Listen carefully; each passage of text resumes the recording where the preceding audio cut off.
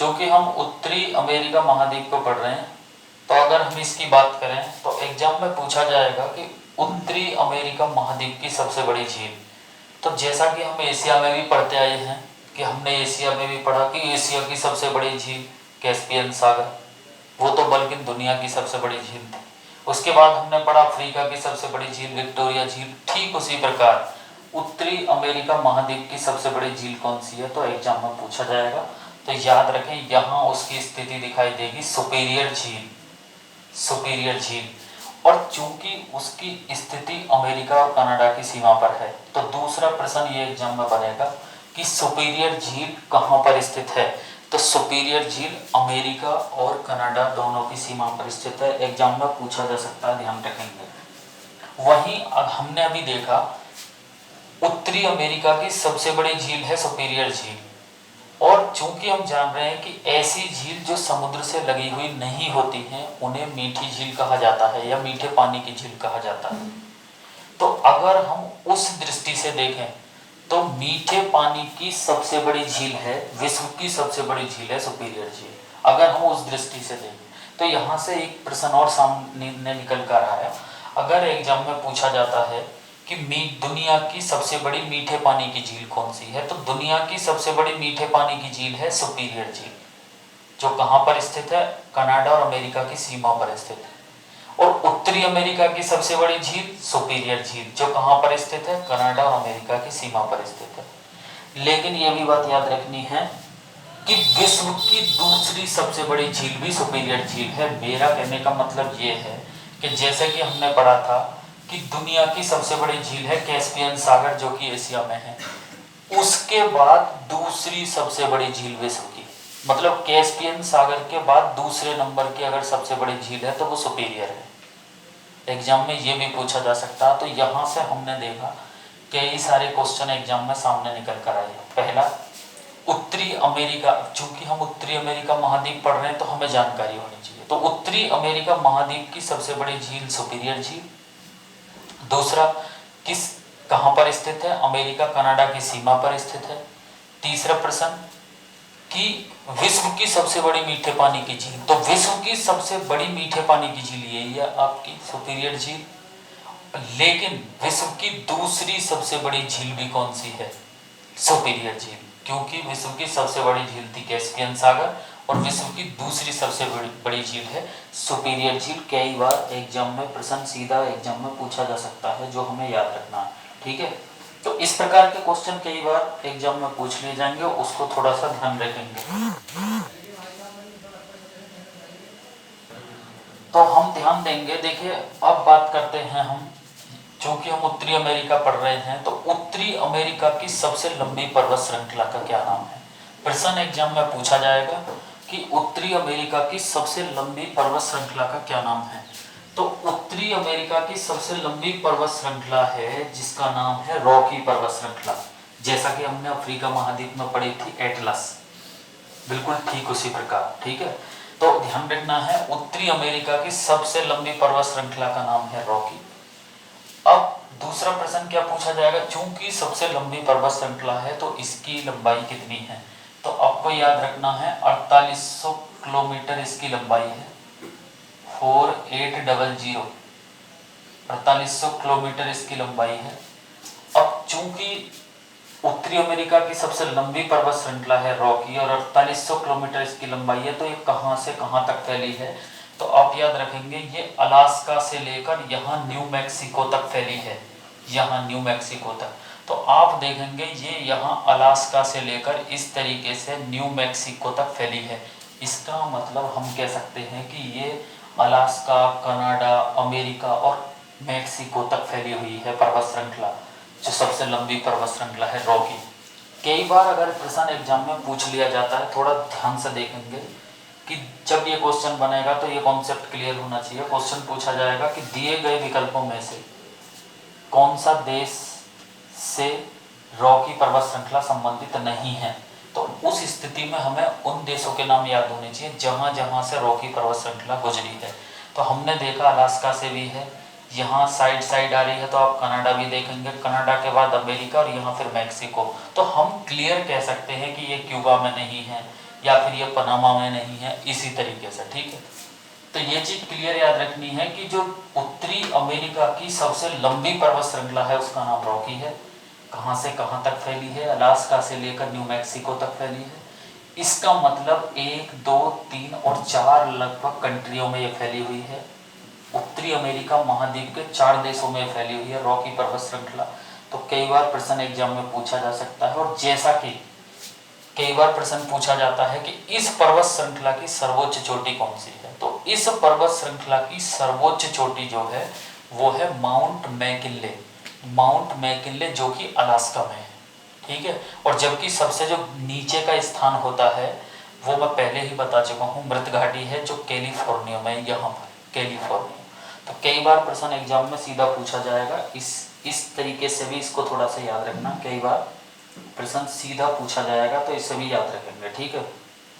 वहीं कुछ प्रमुख जल संधि की मैं बात करता हूँ, तो देखो यहाँ से हम एक प्रश्न और देखेंगे। ये ऊपर उत्तरी अमेरिका महाद्वीप है, नीचे दक्षिण अमेरिका महाद्वीप है।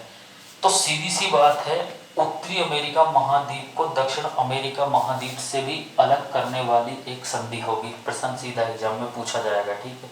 तो जिसका नाम है पनामा जल संधि। ध्यान से देखेंगे, प्रश्न एग्जाम में पूछा जाएगा कि पनामा जल संधि, जैसा कि मैं पहले ही बता चुका हूँ कि पनामा जल संधि का काम जो होता है वो किन्हीं 2 महाद्वीपों को अलग करना, किन्हीं 2 कंट्रियों को अलग करना, या फिर 2 महासागरों को जोड़ना। तो एग्जाम में पूछा जाएगा कि उत्तरी अमेरिका महाद्वीप और दक्षिण अमेरिका महाद्वीप को अलग करने वाली संधि का क्या नाम है, तो हम याद रखेंगे पनामा जल संधि। क्लियर। दूसरा स्टेप, पनामा जल संधि किस देश को किस देश से अलग करती है, तो हम यहाँ देखेंगे ये पनामा को कोलंबिया से अलग करती है। ये पनामा को कोलंबिया से अलग करती है, और ध्यान रहे पनामा जो है उत्तरी अमेरिका महाद्वीप में है, ना कि दक्षिण अमेरिका में। ये भी बात क्लियर याद रखनी।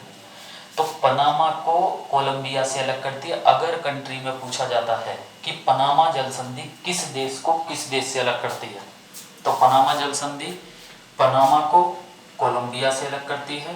पनामा उत्तरी अमेरिका का एक देश है और कोलंबिया जबकि दक्षिण अमेरिका का एक देश है।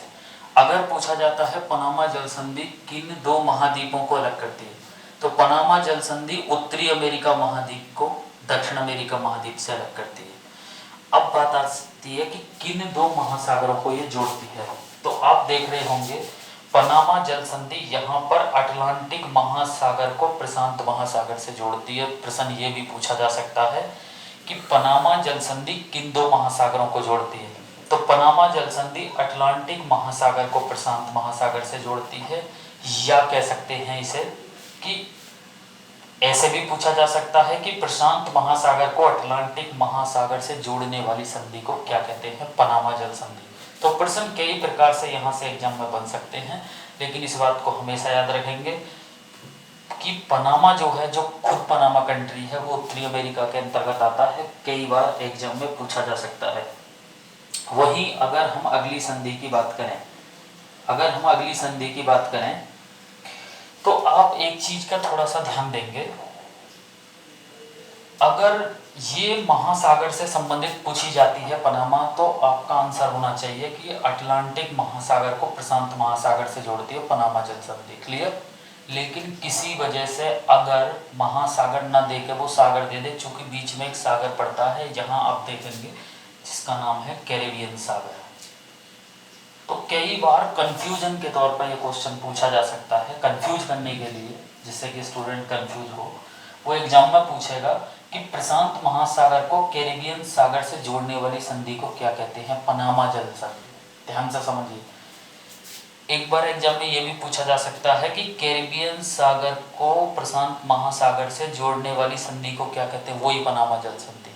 या ऐसे भी पूछा जा सकता है प्रशांत महासागर को अटलांटिक महासागर से जोड़ने वाली संधि को क्या कहते हैं, पनामा जल संधि। तो इसे थोड़ा सा याद रखेंगे, कई बार पूछा जा सकता है। वहीं अगर महासागरों की बात है तो क्लियर ही हो गया, लेकिन सागर में आप कैरेबियन सागर याद रखेंगे जो पूछा जा सकता है। उसके बाद हम बात करें, एक संधि है युकाटन जल संधि, थोड़ा नाम याद रखेंगे, युकाटन जल संधि। और ये जो युकाटन जल संधि है कई बार एग्जाम में पूछी जा सकती है। क्या प्रश्न यहाँ से बनेंगे, जरा थोड़ा सा ध्यान रखेंगे। कि यूकाटन जल संधि किसको अलग करती है, तो आप देखेंगे यूकाटन जल संधि मैक्सिको को यहाँ क्यूबा से अलग करती है। ये है आपका यूकाटन जल संधि। ध्यान से देखेंगे, एग्जाम में पूछा जाएगा कि यूकाटन जल संधि किसको अलग करती है, तो ये मैक्सिको को किससे, यहाँ क्यूबा से अलग करती है। प्रश्न सीधा एग्जाम में पूछा जाएगा। ये वही क्यूबा है जिसको चीनी का कटोरा कहा जाता है।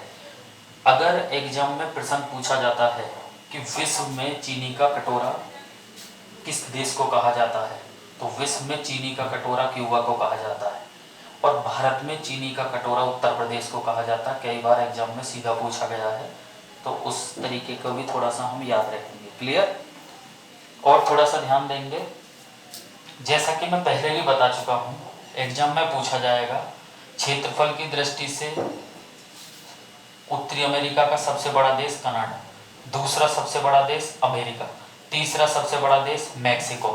याद रखिए दोस्तों, एग्जाम में पूछा जाएगा जनसंख्या की दृष्टि से उत्तरी अमेरिका का सबसे बड़ा देश कौन सा, अमेरिका। ये भी बात याद रखेंगे, कई बार एग्जाम में सीधा पूछा जाएगा और सीधा सीधा पूछा जा सकता है, इसे थोड़ा सा याद रखेंगे।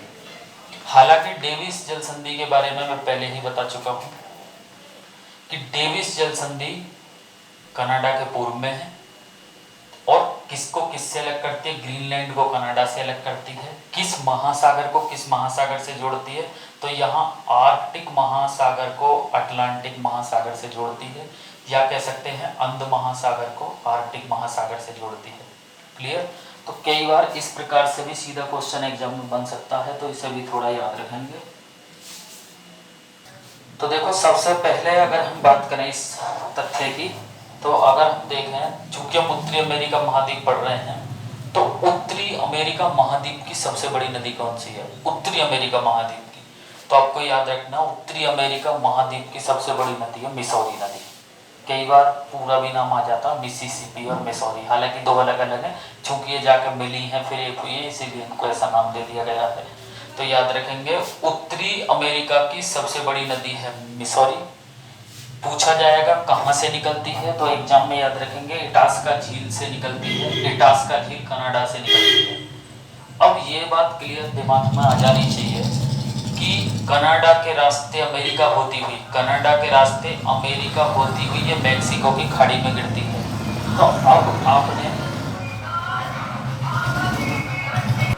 तो अब आपने देखा कि जब हमें ये बात मालूम पड़ गई कि उत्तरी अमेरिका की सबसे बड़ी नदी जो है वो है मिसौरी, ठीक, इटास्का झील से निकलती है, कनाडा से निकलती है। तो कनाडा और अमेरिका के रास्ते, कनाडा और अमेरिका के रास्ते इस तरीके से बहती हुई और ये यहाँ मैक्सिको की खाड़ी में गिरती है। इसका मतलब यहाँ से कितने क्वेश्चन एग्जाम में बन सकते हैं, थोड़ा ध्यान देंगे। पहला कि उत्तरी अमेरिका की सबसे बड़ी नदी कौन सी है, मिसौरी। दूसरा, उत्तरी अमेरिका की सबसे बड़ी नदी जो है मिसौरी कहाँ से निकलती है, इटास्का झील। इटास्का झील कहाँ है, कनाडा में। किन देशों में होकर बहती है ये, कनाडा और अमेरिका में। गिरती कहाँ पर है, एग्जाम में पूछा जाएगा मैक्सिको की खाड़ी में। और मैक्सिको की खाड़ी कहाँ है, अटलांटिक महासागर या अंध महासागर में। आप देख रहे होंगे ये सब इसी का पानी है, अटलांटिक महासागर या अंध महासागर का, ठीक है। तो कई बार प्रश्न इस तरीके से बन सकते हैं। वहीं एक एग्जाम में और क्वेश्चन बन सकता है क्या, कि उत्तरी अमेरिका की सबसे व्यस्ततम नदी कौन सी है।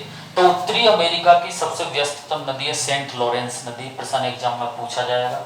और कहाँ से निकलती है, तो आप यहाँ देखेंगे झील दिखाई देगी जिसका नाम है ओंटारियो झील, और ओंटारियो झील से निकलती है और उत्तर पूर्व की दिशा में बहती हुई, इधर उत्तर पूर्व की दिशा में बहती हुई, और आपकी ये गिरती है सेंट लॉरेंस की खाड़ी में। अब ये बात आपके दिमाग में आ जानी चाहिए, चूंकि सेंट लॉरेंस की खाड़ी इधर है, तो आप बिल्कुल कह सकते हैं एग्जाम में पूछा जाएगा कि सेंट लॉरेंस की खाड़ी किस महासागर में है। तो आप क्लियर बता सकते हैं सेंट लॉरेंस की खाड़ी अटलांटिक महासागर में है, क्योंकि ये सब अटलांटिक महासागर का ही हिस्सा है। ये सब आप मेरे हिसाब से समझ गए होंगे। इस तरीके के क्वेश्चन एग्जाम में पूछे जा सकते हैं। क्लियर? तो दोस्तों, वीडियो को लाइक जरूर करें और वीडियो को शेयर करें उन दोस्तों में जो कंपटीशन की तैयारी कर रहे हैं। ऐसी ही अन्य क्लास वीडियो आपको मिलती रहेंगी यूट्यूब पर, और लगातार आपको क्रमबद्ध तरीके से क्लासें मिलती रहेंगी। हाल ही में भूगोल की श्रृंखला चल रही है, तो इसकी जो श्रृंखला है वो आपको लगातार मिलती रहेगी। वीडियो को अच्छी तरीके से देखें, नोट्स बनाएं और वीडियो को लाइक करें।